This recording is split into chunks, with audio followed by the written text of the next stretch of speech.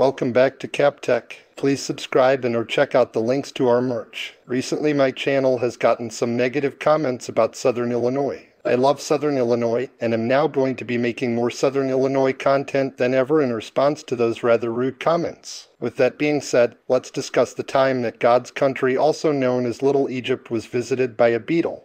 In a peaceful, small-town street in Benton, Illinois. The sun is setting, casting a golden glow over old houses and storefronts. Benton, Illinois, a quiet town nestled in southern Illinois. But in 1963, this unassuming place became a small but significant chapter in the history of rock and roll, thanks to a visit from one of the Beatles, George Harrison. In 1963, the Beatles were gaining fame in the United Kingdom, but their music had yet to take America by storm. George Harrison, the youngest member of the Fab Four, was still a relatively unknown musician in the US, but that all changed just a few months later. Before the frenzy of Beatlemania hit America, George Harrison made a trip that few know about to the small town of Benton, Illinois. George's sister, Louise Harrison, had moved to Benton with her husband, Gordon Caldwell, who was working as a mining engineer. Louise was one of George's biggest supporters, regularly promoting the Beatles' early music to American radio stations and writing letters about their growing success. In September of 1963, George took a break from his busy life as a Beatle and flew across the Atlantic to visit his sister in Benton.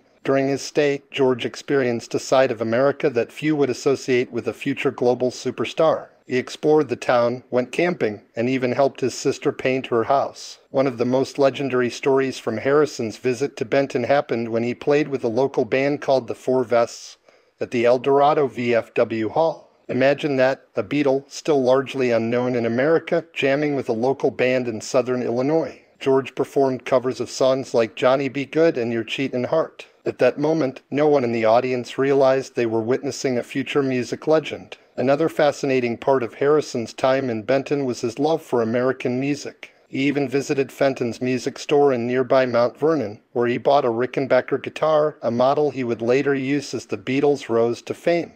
During his stay, George also saw firsthand how hard his sister was working to promote the Beatles. Louise would send records to American radio stations, hoping to spark interest in the band's music before they broke through in the US. In fact, one of the first radio stations in America to play a Beatles song was WFRX, a station out of West Frankfort, Illinois, thanks to Louise's efforts. Just